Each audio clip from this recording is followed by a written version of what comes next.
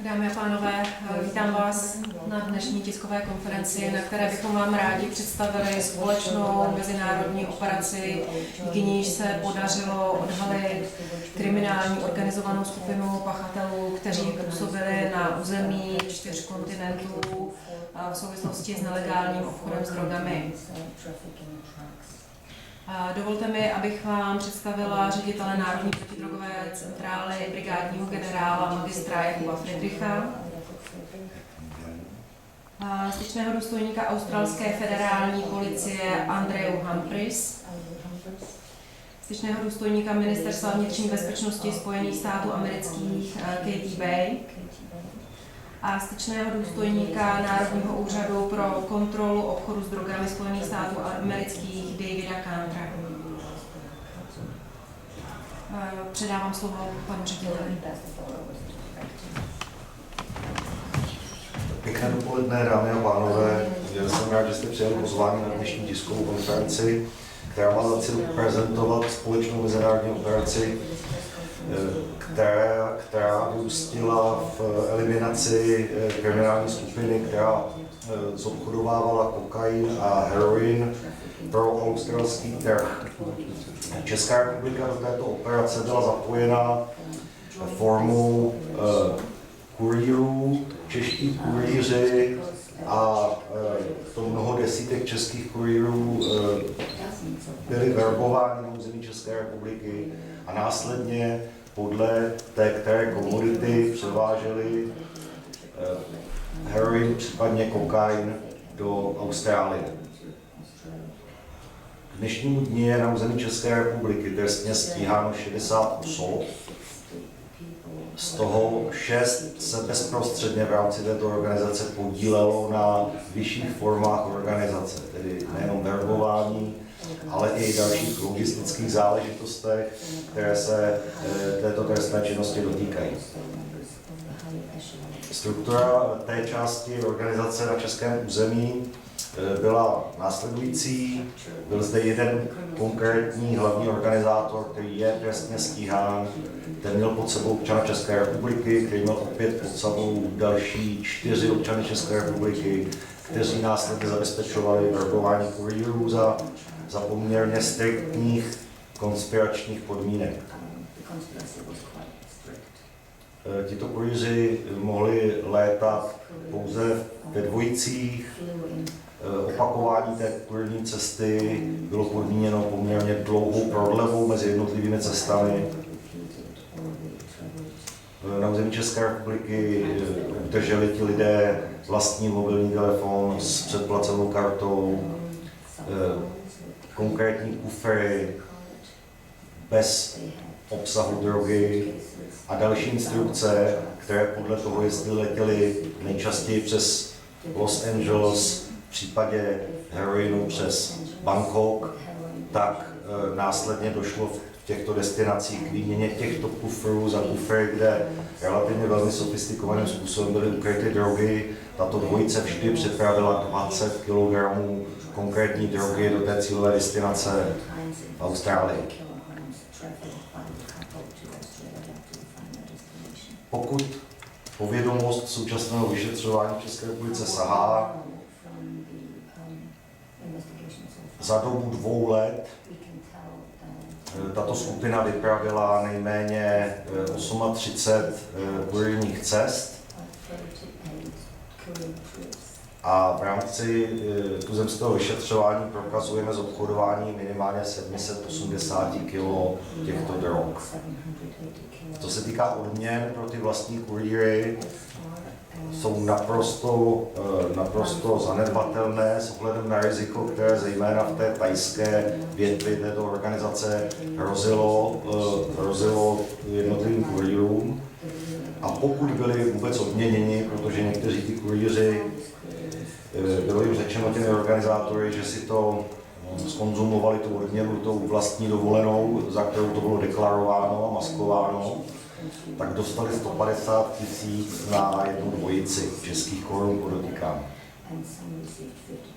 Všechny osoby, které jsou v České republice stíhány a opakují, že se jedná o 60 osob, tak jsou obviněny z trestného činu nedovolená výroba a jiné nakládání s omamnými látkami a jedy ve smyslu stanovení paragrafu 283 v té nejpřísnější právní kvalifikaci a v případě pravomocného odsouzení hrozí trest odnětí svobody v délce 10 až 18 let. Na tomto místě bych chtěl velmi poděkovat za excelentní spolupráci jak s DEA, tak se službou Homeland Security, tak s australskou federální policií. Protože jenom díky velmi intenzivní mezinárodní policejní spolupráci se podařilo zadokumentovat role celé skupiny, konkrétní postavení v té organizované kriminální skupině na 4 kontinentech a podařilo se tuto skupinu nakonec eliminovat. Děkuji vám za pozornost. Dotazy, jestli můžou být? Dotazy prosím až po Pozor. skončení. Děkuji, pane řediteli. Nyní poprosím o slovo paní Humphreys, styčnou důstojnici Australské federální policie. Thank you for the invitation. My name is Andrea Humphreys. I'm the Australian Federal Police Senior Liaison Officer based in The Hague in the Netherlands. So thank you for the invitation to be here today. Firstly, on behalf of the Australian Federal Police, I want to congratulate the Czech Police for the outstanding result they have achieved in this operation to destroy a syndicate of drug couriers and those organising and facilitating their activities is a fitting outcome for the dedication and the skill of the investigators involved. Dámy a pánové, děkuji za pozvání. Jmenuji se Andrea Humphreys a jsem styčnou důstojnicí Australské federální policii v Hágu a v Nizozemí. Za Australskou federální policii bych velmi ráda pogratulovala České policii za to, jak skvělou práci odvedla při zasažení celého gangu pašeráků a rozkrytí celé sítě kurýrů. Myslím si, že to jasně ukazuje, jak je česká policie výborně připravená a odhodlána bojovat proti tomuto typu trestné činnosti. Because of the great work of the Czech police, they've been able to disrupt this criminal organisation and stop the importations before they come to Australia, which for us is a very important outcome. Díky skvělé práci české policie se podařilo rozbít kriminální gang a zastavit vlastně ten dovoz drog ještě předtím, než se ty drogy dostaly do Austrálie, což je právě cíl, který nás nejvíce zajímá. The role of the Australian Federal Police in this investigation will go back to 2016. We were assisting the Czech police with inquiries in relation to the couriers, the couples that were travelling around the world and those that were coming into Australia. Naše role australské federální policie vlastně začala v roce 2016, kdy jsme pomáhali české policii při vyšetřování kurýrů těch již zmíněných dvojic, které cestovaly po celém světě a mířily do Austrálie. The Australian Federal Police assisted by obtaining evidence and assisting in the prosecutions in the Czech Republic. A my jsme pomáhali shromažďovat důkazy a také jsme pomáhali policii České republiky při vyšetřování. 4 Czech nationals were detected at Sydney Airport in March 2016. The first couple, male and female, on the 2nd of March, and the second couple the 14th of March. Celkem jsme zachytili 4 české kurýry na letišti v Sydney a byly to dvojice, bylo to tedy v březnu 2016, dvojice muž, žena 2. a 2.3. a další dvojice opět muž, žena 14.3. Both of those couples had narcotics hidden in their suitcases. The first couple had 10 kilograms of cocaine and they had come from Las Vegas in the US and travelled into Sydney. Obě dvě dvojice měly ve svých kufrech drogy. U první dvojice se jednalo o 10 kg kokainu, přicestovali z Las Vegas na letiště v Sydney. The man involved in that case, he pleaded guilty and he has been sentenced to 7 years and 8 months in jail. And the lady, she goes to trial in November 2018.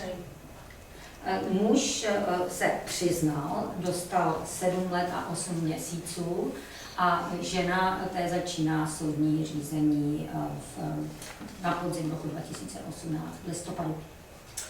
The other couple involved had 10 kilos of heroin, and they brought that from Bangkok. They're a Czech couple. They brought that from Bangkok into Sydney. Both of those people have pleaded guilty and both have been sentenced to 10 years in jail.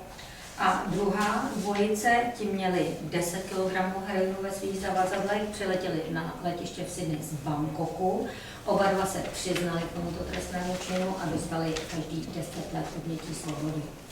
Criminal syndicates see it as very lucrative to import narcotics into Australia because of the price of drugs in Australia.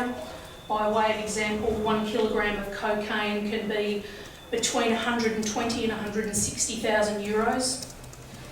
Kriminální gangy s velkou oblibou pašují drogy do Austrálie kvůli tomu, že v Austrálii je cena drog velmi vysoká. Jenom pro srovnání například 1 kilo kokainu se pohybuje mezi 120 a 160 tisíci eury. But as we can see here from the great work of the Czech police, you take a risk if you do that. And no matter where you are in the world, the police cooperation like this with 3 continents involved will continue to hunt you down. Díky skvělé práci České policie a také díky skvělé spolupráci policie po celém světě, myslím, že pachatelé velmi dobře vidí, že ať se budou pohybovat kdekoliv a ať se budou snažit jakkoliv, tak se jim může stát, že je chytíme a je to velmi pravděpodobné, že je chytíme. The Australian Federal Police, we are committed to working with our international partners, and this is an excellent example of that. At the moment, we have 33 liaison officers, 33 countries where we have liaison officers, and we will continue that great work with our partners across the world. Australská federální policie velmi ráda spolupracuje s partnery po celém světě. V současné době máme styčné důstojníky ve 33 zemích světa a dále budeme samozřejmě spolupracovat na boji proti trestné činnosti. Thank you. Děkuji.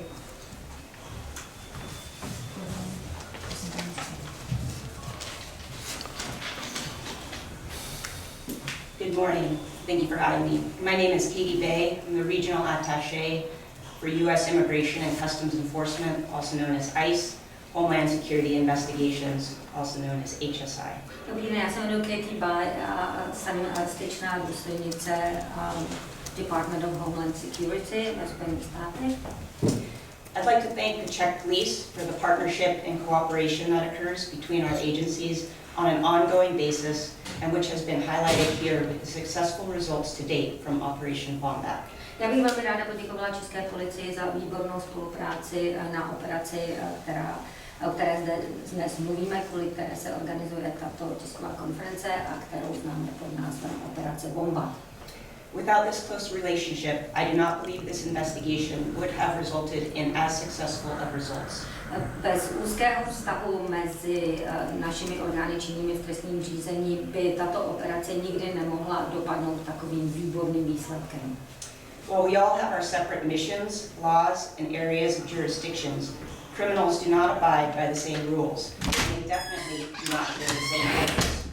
I když všichni máme nějaké mise, máme nějakou legislativu našich konkrétních domovských států a máme určitou jurisdikci, pachatelé trestné činnosti hranice neuznávají a dělají svoji trestnou činnost, páchají s oblibou přes hranice. Therefore, it requires us to work on a global scale to share information, analyze the patterns and behaviors of criminals, and execute our shared and unique authorities in a manner that effectively neutralizes criminal activity. Proto my musíme spolupracovat na mezinárodní scéně, musíme sdílet a vyměňovat si informace, analyzovat modus operandi pachatelů a jejich chování a musíme společně působit tak, abychom efektivně neutralizovali a zlikvidovali kriminální gangy.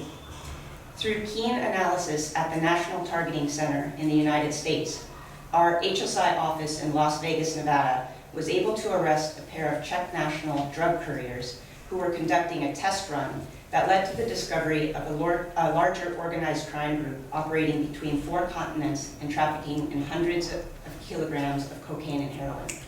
Díky laskavé analýze Národního centra s názvem National Targeting Center naše centrum v Las Vegas v Nevadě dokázalo zatknout dvojici českých pachatelů, kteří byli drogoví kurýři a vlastně Jejich aktivitou byla testovací cesta s drogami, kterou se snažili testovat možnost průchodnosti Las Vegaského letiště.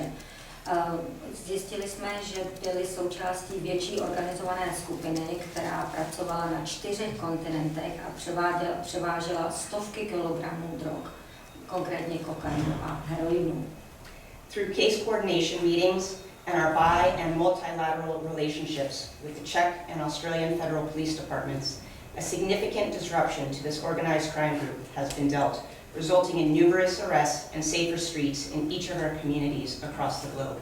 Díky tomu, že se nám podařilo ten případ skoordinovat a na základě naší bilaterální a multilaterální spolupráce s českými a rakouskými kolegy z orgánů australskými kolegy z orgánů činných v trestním řízení, se nám podařilo opravdu zásadně zasáhnout proti této organizované skupině.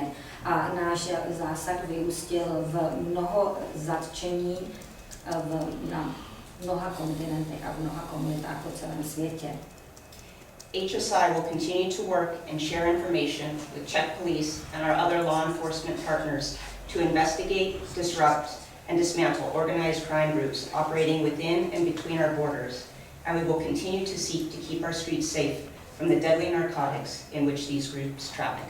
HSI bude dále pokračovat ve spolupráci s svými partnery po celém světě a dále budeme sdílet informace s Českou policií a s našimi dalšími partnerskými orgány činnými v trestním řízení za účelem vyšetřování a rozbíjení trestních gangů, kriminálních gangů a skupin, které operují buď na jednotlivých územích našich států, anebo přeshraničně. A budeme stále pracovat na tom, aby naše ulice byly bezpečné a aby se na nich neobjevovaly smrtelně nebezpečné drogy. Thank you. Děkuji.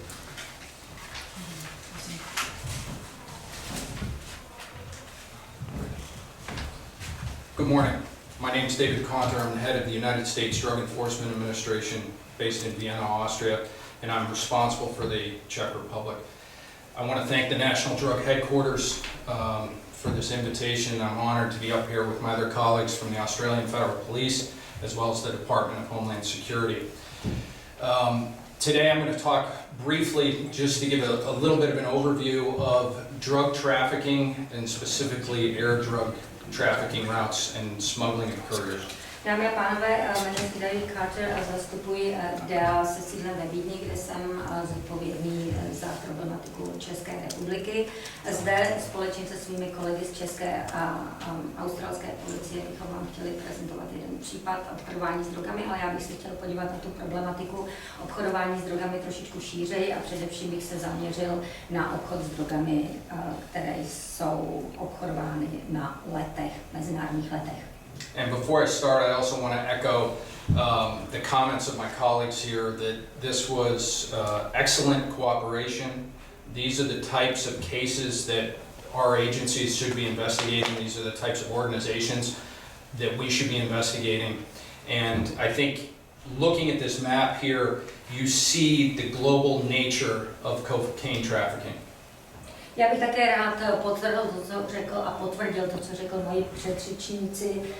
Ty skupiny, o kterých jsme zde mluvili, a tyto typy organizovaných gangů jsou přesně ty skupiny a ty gangy, proti kterým bychom měli bojovat. A když se podíváte na tu mapu za mnou, tak vidíte, jak problematická ta problematika obchodování s kokainem ve skutečnosti je. As you may know, cocaine is produced primarily in Colombia, Peru and Bolivia in South America. Jak víte, tak kokain pochází především z Kolumbie, Peru a Bolívie v Latinské Americe. And these same organizations, these same large-scale criminal enterprises traffic cocaine both to the United States, to Europe and the Czech Republic, as well as to Asia and Australia. A organizované skupiny z této oblasti potom se zabývají obchodováním s kokainem a převážejí ho do Evropy, do Spojených států, do Asie, do všech kontinentů, do České republiky také. Drug courier, air courier investigations are very difficult organizations to penetrate. there's not a lot of drugs to be seized at the borders, at the ports, but when we look at these investigations, when we look at these criminal enterprises, we have a very complex criminal organization that is behind the couriers. Když se podíváte na ty kurýry, obzvláště letecké kurýry, tak proti těm se velmi těžko zasahuje. Objemy drog, které jsou u nich zachyceny na letištích nebo na hranicích, nebývají tak vysoké. A když se podíváte na celou tu strukturu těchto organizovaných skupin, tak vidíte, že jsou to gangy, které mají velmi komplexní a velmi dobře zorganizovanou strukturu. When I describe transnational criminal organizations, I often equate them to international, multinational corporations. Když mluvím o těch mezinárodních gangách, tak vždycky říkám, že to jsou takové nadnárodní, velmi dobře zorganizované korporace s mezinárodní účastí. This is a diversified business model responsible for smuggling all different types of narcotics, cocaine and heroin, as well as being involved in other types of criminal enterprise. A opravdu jsou to velmi diverzifikované skupiny s velmi diverzifikovanou cílovou skupinou a cílovým produktem. Zabývají se nejenom kokainem a heroinem, ale angažují se a aktivizují se i v mnoha jiných oblastech trestné činnosti. As you heard before, the courier is the lowest level. We refer to them in the United States as mules in the organization. But behind the mule, you have a recruiter, you have a packager, you have distribution networks, source networks on the shipping country as well as on the receiving country. Jak jsme již slyšeli, tak kurýři jsou vlastně na tom úplně nejspodnějším patře té kriminální organizace. Jsou to ti největší pěšáci, my jim ve státech říkáme muly. Ale ty muly samozřejmě musí někdo nabrat, je někdo, nějaký rekrutátor, musí tam být někdo, kdo ty drogy zabalí, někdo, kdo má na starosti distribuční proces, někdo, kdo má na starosti zdroje, a to nejenom v zemi zdrojové, ale také v zemi, kam se droga pašuje. Je to obrovský komplex. As you can see in the photos, those are two common smuggling methods. One is a body carrier where the drugs are concealed on their body. And the second one is a swallower, where the individual ingests pellets of cocaine or heroin. And then also in this case, we had just concealment within the luggage. So these organizations are constantly changing their tactics in an effort to avoid law enforcement. Tyto kriminální gangy běžně pašují drogy dvěma způsoby. Buď je droga ukryta někde na těle pašeráka, anebo je ukryta přímo v těle pašeráka, těm se říká polikači. To znamená, že spolknou prostě peletky s drogou a takto cestují. Ale ty kriminální gangy neustále mění svůj modus operandi, samozřejmě schovávají drogy i v zavazadlech, v různých místech v zavazadlech, aby se vyhnuli záchytu, tak neustále mění svoji taktiku.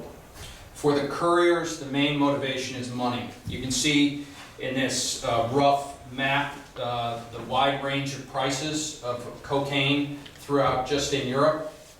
And if that's overlaid with the prices throughout the world, a kilogram of cocaine would be 1,000 to 2,000 euros per kilo in South America, and upwards of 150,000 euros in Australia.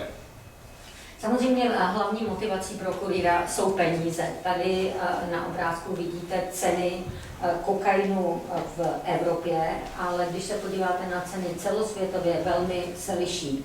Od nějakého 1000 nebo 2000 euro za kilo kokainu v Latinské Americe k těm 150 000 kilo, jak jsme tady slyšeli, 150 000 euro za kilo, jak jsme tady slyšeli od kolegyně z Austrálie.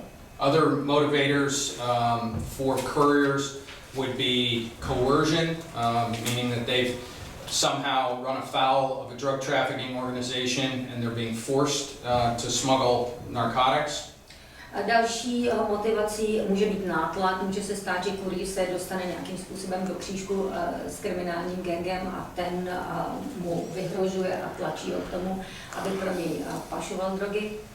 Or romance, where they are recruited by female members of the organization to smuggle narcotics. A nebo to také může mít romantické pozadí, může se stát, že nějaká slečna z kriminálního gangu se seznámí s hochem a ten jí potom v rámci romantické lásky pomáhá pašovat drogy.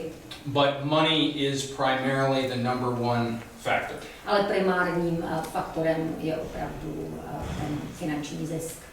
When we talk about transnational crime or transnational organized crime, you can see by this chart that drug trafficking is still the number one source of illegal money for criminal organizations. Když se podíváte na mezinárodní zločin nebo mezinárodní organizovaný zločin, tak vidíte, že peníze z drogové trestné činnosti opravdu hrají prim. Je to nejlukrativnější typ trestné činnosti pro tyto gangy. And these, as I said, diversified international companies are true polycrime, polydrug organizations with a global reach and the ability to move narcotics throughout the world. A jak jsem říkal, tak jsou to skupiny, které velmi diverzifikují svoji činnost, to znamená, že bych řekl, že jsou polykriminální, zabývají se opravdu všemi možnými typy trestné činnosti a zcela sebejistě se pohybují po celém světě. The United States has some of the strongest drug penalties on the federal level for the trafficking in narcotics. And these smugglers, these couriers took a significant risk transporting drugs out of the United States. Kurýři, kteří pašují drogy ze Spojených států, opravdu čelí vysokému riziku, protože ve Spojených státech jsou trestní sazby za pašování drog hodně vysoké. For example, if you traffic between 500 grams and 5 kilos of cocaine, you would receive a mandatory sentence of 5 years. Když například pašujete mezi 500 gramy a 5 kg kokainu, tak vaše trestní sazba začíná na 5 letech. Over 5 kilos, that sentence doubles to 10 years. A když je to více než 5 kilogramů, tak se ta trestní sazba odnětí svobody zdvojuje, to znamená, začíná to na 10 letech odnětí svobody.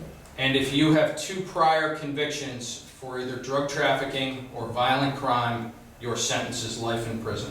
A pokud máte již předtím 2 jiná pravomocná odsouzení za drogy nebo za násilnou trestnou činnost, tak skončíte za mřížemi na doživotí. Cocaine trafficking and drug trafficking in general promotes violence, promotes corruption, contributes to instability throughout the globe, and disrupts the stable economic process. Obchodování s drogami, nejenom s kokainem a s heroinem, vede k násilné trestné činnosti, ke korupci, k nestabilitě a rozbíjí ekonomiky po celém světě. Transnational criminal organizations are not limited by borders, they're not limited by the rule of law, and they have unlimited resources. Mezinárodní gangy neznají hranice, fungují zcela volně přes hranice, nic jim neříká vláda práva nebo právní stát a mají neomezené zdroje. This is a true global threat which demands global cooperation. Je to opravdu globální ohrožení, které vyžaduje od nás globální reakci. Thank you. Děkuji. A nyní, pokud chcete využít prostor pro dotazy, anebo samozřejmě nabízíme možnost individuálních rozhovorů. No, asi individuálně. Děkujeme za vaši účast. Děkuji.